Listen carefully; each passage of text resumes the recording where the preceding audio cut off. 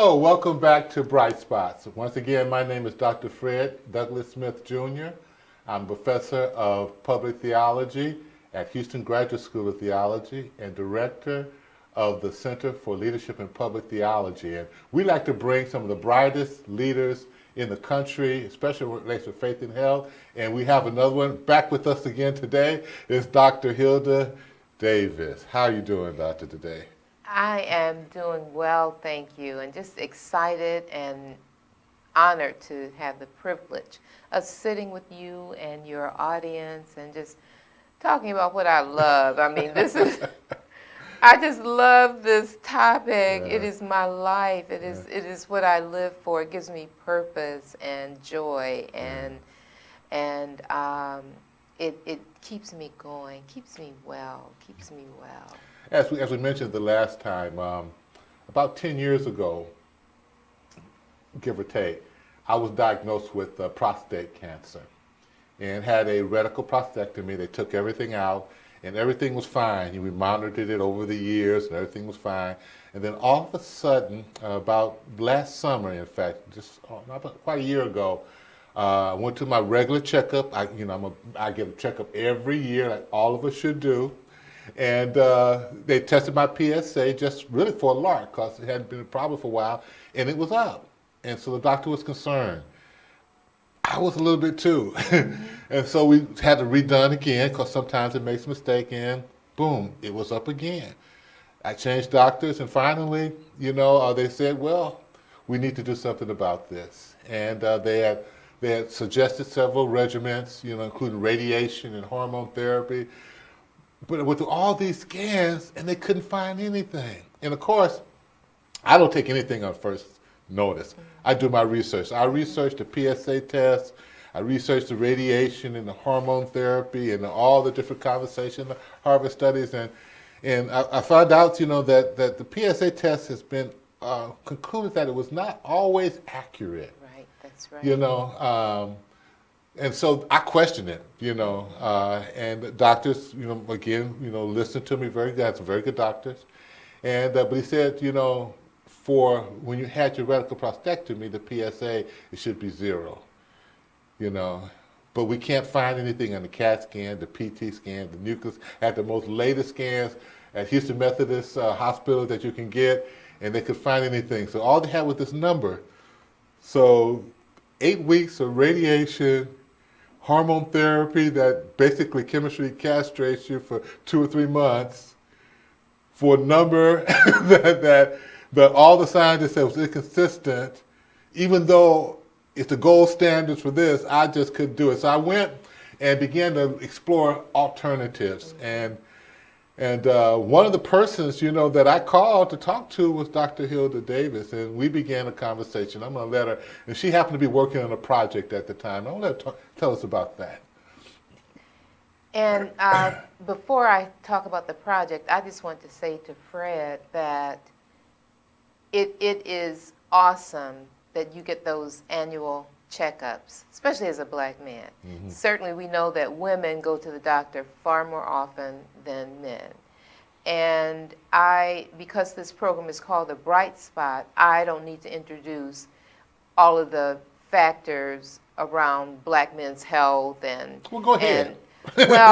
Well, the health of black people, Uh-huh. I mean, certainly we have the highest mortality and morbidity rates of the races and racial and ethnic groups. And we are, and I hear you taking a deep breath. Yeah, I mean, it becomes just too much when we think about how we have the health messages that rather than offering us hope, many of those health messages keep us from getting screening. I did an article for the Journal of Religion and Health on health messages and how often those health messages are negative. And studies show that negative health messages makes it less likely for black people to get screenings. So in October... Well, why do you think that is? Well, Let's explore that because a little bit. it's called fatalism. Uh-huh. One of the reasons is because it's we collectively feel that, well, there's no reason for me to go because I'm going to die anyway. Or there's nothing I could do about it. I don't Or have the there's resources. nothing I can do about it, or I don't have the resources. So it's fatalism. It's like, I am hopeless. And there's several studies around the fact that sometimes religion is a barrier I want to go there next. to yes. to our I want to go there next. getting help, because sometimes we feel that with God's in control, so I may as well, if I pray hard enough, and if that doesn't work, then it's God's will. So those people are least likely to survive. Yeah. And then the people who are most likely to survive have an attitude of God and me. That God, I pray, Yeah. and God will direct me. That's right. And then I go to my doctor, That's get right. my screenings. That's where I am. And yes, God and me. Yeah, God and and me. Yeah. You know, we work together. We're Yeah. a team. Yeah. And then there's the ones that have the mid-level health outcomes, and they're the ones who say, I can do it myself. So the ones at either extreme, where they say, God, you do it, or I'll just sit here and wait to be taken to Jesus. And then the other ones who say, well, I can do it, I don't need anybody, I don't need any faith, nothing. And then the ones who thrive, Yeah. who do far better, who live longer, who have better health outcomes, are the ones who say, God, we're in this together. I'm praying, but at the same time, I'm dialing my phone to make that doctor's appointment. So those are some of the health messages but the health messages that we hear are not the ones that help us to feel as if is God in me, that we can do something. The health messages we typically hear, in October we hear, oh, black women don't get breast cancer as often, but they die more often. And then heart disease, oh, black people, y'all gonna die from heart disease. So diabetes, oh, here you go Boy, you're bringing again. me down right Yeah, I know. That's why I said, see, it's the bright spot. I didn't want to go there, but you did. Yeah, I did. So I okay, did. Okay, but let's okay. So what our message today is, Okay. you are taking control of your health. That's right. The article, what Fred and I are working on together is a series of articles with the big title of Fred Smith, CEO of his health. CEO, yes, of his health. And so It's like last time we talked about agency. agency, Yes. exactly. Yeah. And so that his being able to, willing to take control of his health. He didn't say, okay, doctors, you don't know what you're doing. I'm going to do this alternative thing. I'm going to get some sage and smudge my apartment, or I'm going to do whatever, but I'm not listening to you. No, he did not say that. Nor did he say, okay, whatever you all decide, I'll do the radiation, I'll do the chemo, whatever you say. He didn't say that either. Because we know at the extremes, there's a middle point. there's a middle point. There's a There's a compromise. middle point. There's complementarity. Exactly. Integrated. Integrated medicine. Exactly. Integrated medicine, that's right. You integrate what That's you what it's can called, do integrated medicine. and what the doctors can Right. do. So our task together is to inspire other men and their family members, because men do not stand alone. They have loved ones. I'm glad you said that. I'm glad you said that. You know, and it's true for women too, but men especially, you know, are need to be a part of a community. You know, if you have a spouse, that's fine. You have a sister, you have a mother, you have a brother. I have a friend of mine by the name of Adam, a good friend of mine. He's the one who keeps turning me on to healthy foods and bringing salads over to my house. Yeah. Because he values me as a friend. He wants me to be around a little Right. while, you know. Right. And so I think it's important to also have a health advocate.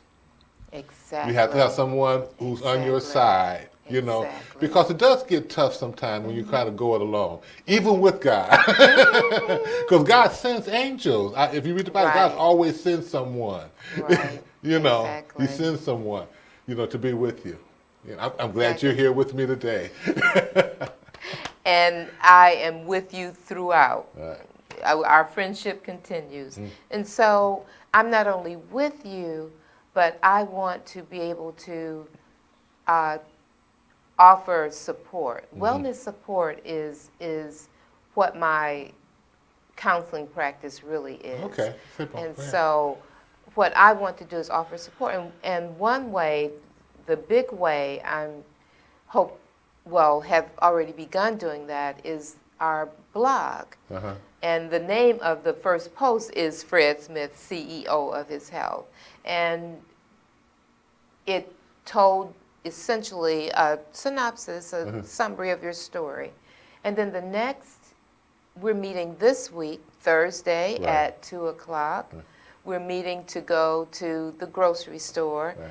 And we're just going to make selections of what some foods are that promote health and wellness. Because when I go to the grocery store, I usually just take the cart and just go down the aisle and say, I like this. This looks good. That feels good.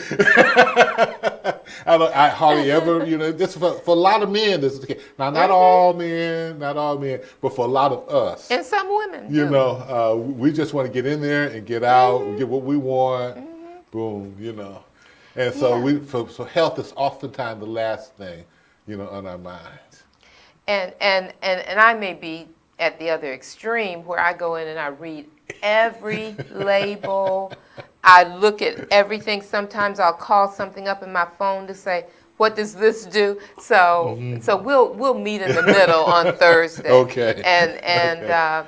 And I won't take my normal 2 hours in the grocery store. It's the only person I know whose favorite recreation is walking the aisles of the grocery store Yes, reading I love labels. it. I love it. Because, I mean, there's just so many exciting things in the grocery store. I mean, okay, we can move on from Okay, that. okay. Before I begin to sound nuts. And so on Thursday, we will take that trip, and I will come prepared with some recipes. So we Okay. will pick up those items that will allow you to prepare certain foods. And that's another barrier, you know, for men, especially for me. 'Cause I know some men who are wonderful cooks, you know, chefs, and I mean, just wonderful cooks. But that's not me. And for a lot of us, you know, Right. the idea of having to prepare certain things a certain way. So talk about You that, know. Fred, because Yeah. let me get your Well, thinking on that before Thursday. I mean, just like I said, you know, I have a skillet. I do have a skillet, and I have a boiling thing. You know, you put Okay. water in. I boil Okay. water. Little I pot. boil it, little Yeah. pot. You know that. But that's about it. Okay. You know, and That's all you it put some other stuff, but I don't know what they're for. And so I could fry eggs and bacon. You know, I can fry chicken. You know, I do have an oven. You know, what's the best, the most healthy thing I have a rotisserie, one of those rotisseries. Okay. And so I do a lot of rotisseries. I've been getting better at that. But okay. complicated menus, reading recipes and measuring stuff and that kind of thing escapes me most of the time. And we're going to avoid that. Yeah.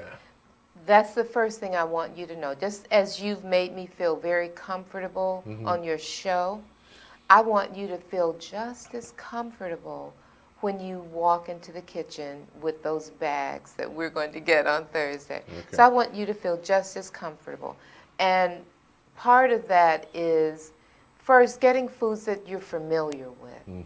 I will not ask you to get jicama, although it's a nice crunchy vegetable. Okay. It's a nice crunchy root vegetable that's healthy.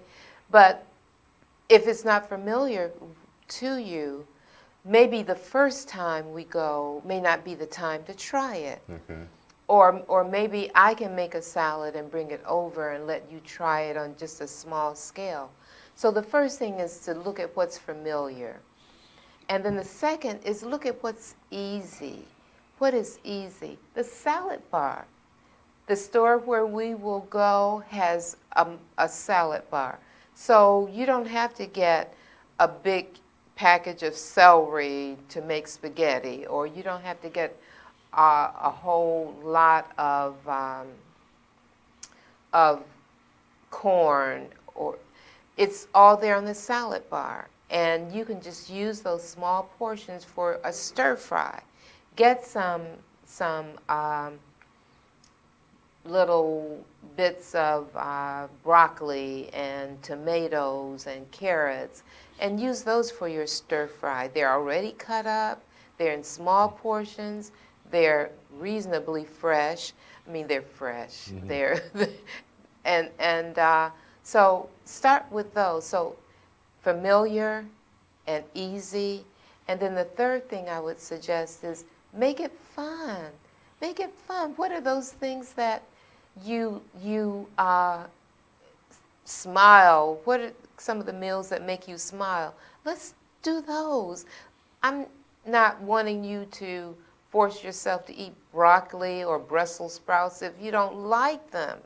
Make it fun. Make it those things that bring you joy. That is what we want to see. So familiar and easy and fun. So that's where we'll start on Thursday with those things. So I will bring recipes. What is so wonderful now is many of our recipes that we were familiar with and that had fat and fat back and all of that in it. Those things have been changed. They've made light. They've taken some of the calories out. They've taken some of the fat out. And I'm making light of this, but this is really serious business. Well, this is really life and death stuff. It really is. Yeah. Well, it is, and we have to eat. Yeah. We have to eat. Yeah. So what if we had the idea that what we eat could help us stay well? Yeah, that's a peculiar idea. Somebody said my food is medicine, my medicine is my food. Exactly, Yeah. Hippocrates. Oh, Hippocrates. That's what it was. Exactly. Okay. And so How about the one that says, I eat to live, not live to eat? right. Did Aristotle say that? He might have. But yes, exactly. Yeah. So let's begin. I like that. Let's begin eating to live. Eating to live. Eating to live. live.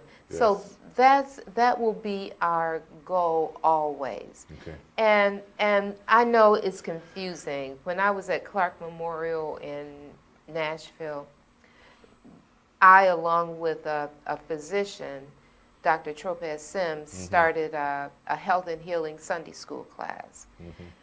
And A health and healing Sunday school class. health and healing, and sometimes I bring Wow. in speakers who talked about meditation, acupuncture, but essentially, sometimes I would Sunday have school. in Sunday school we would have food demonstrations, That's and a novel idea. it was wonderful. It's still going on now, but it's changed its emphasis since I left. I was pushing the health stuff. They've now just begun doing regular Bible study. But we would talk about food, and one of the points I made with them, Fred, is that it's confusing. It's confusing. One year they'll say, don't eat eggs, cut down on eggs, just eat egg whites. And then now they're saying, eat eggs. Eggs That's are right. good for you. That's When right. I was growing up, we were eating eggs. I mean, who had breakfast without eggs? And so, we might have oatmeal or something, but still, eggs, that was essential. So The thing now, about coffee now that gets me, at one time, don't drink coffee. Yes, Coffee is bad for you. The exactly. caffeine. And now they're saying, drink 2 or 3 cups of coffee. You live 10 years Exactly. longer. So what do? You just throw up your head, what do I do? So again, we talked about this extreme doesn't do well, this extreme doesn't do well. Everything in moderation. In moderation, Yeah. in moderation. So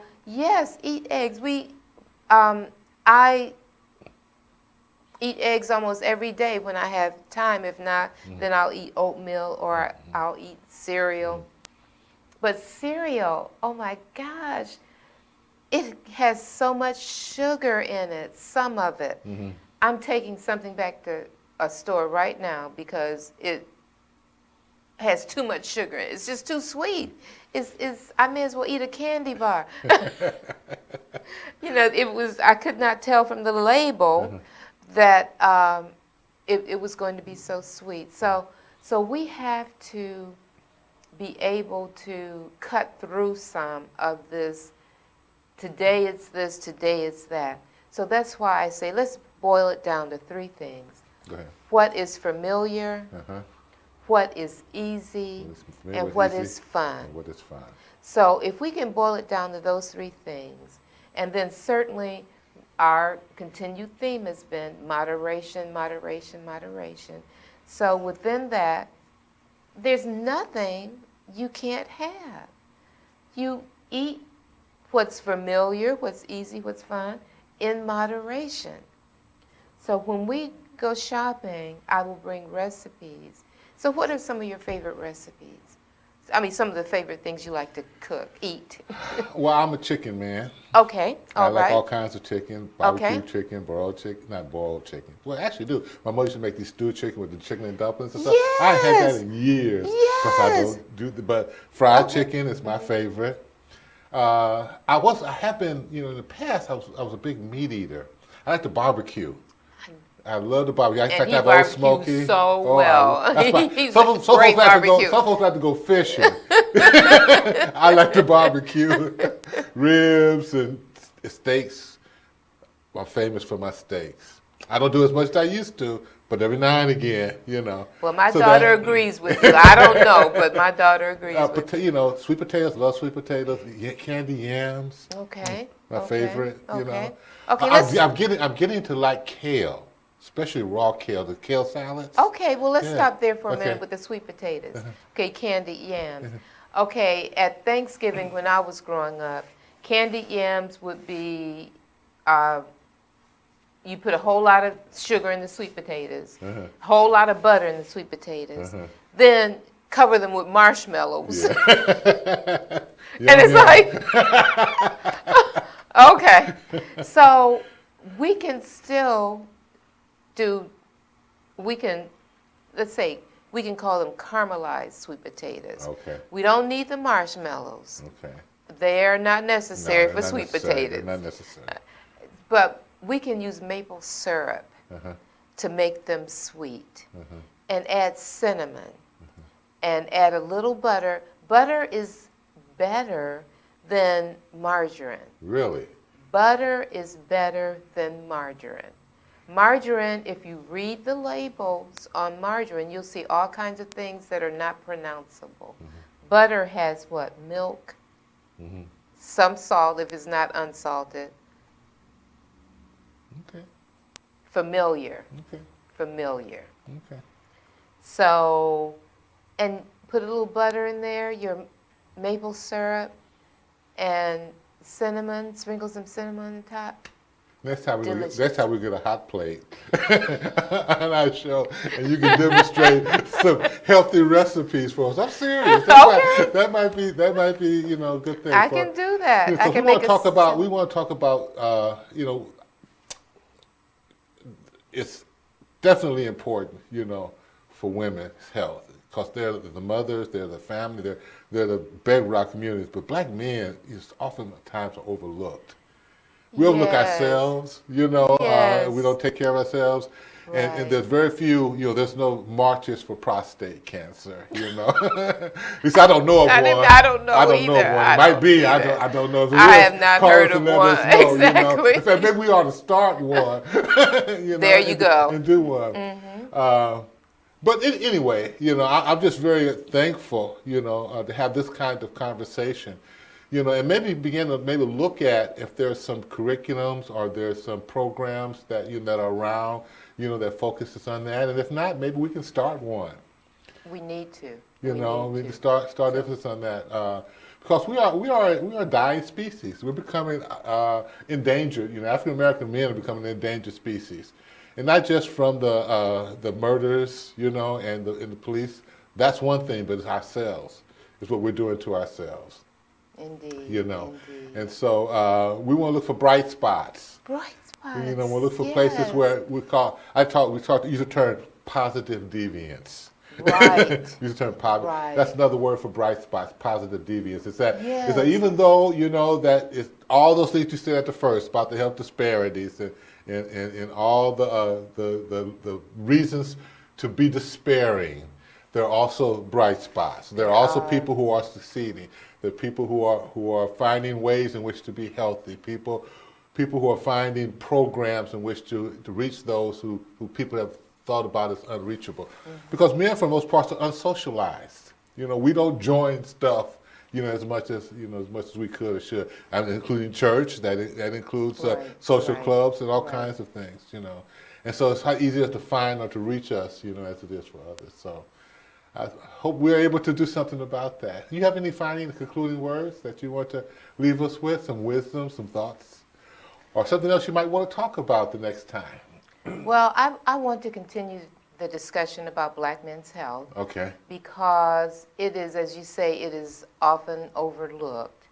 And there's just not enough discussion about it. So I'd like to toss around with you, Fred, just what that means for you and your daily routine, so I can better understand that as I write these series of articles and the types of what we want to say to Black men and encourage and inspire Black men. Okay. Well, so next time you can interview me. I will. Next time you can interview me, and I'll be as honest as I possibly can. Okay, I look forward to that. But anyway, it's been so great having you here for these last two shows, you know, and I'm looking forward to the next time that we get together.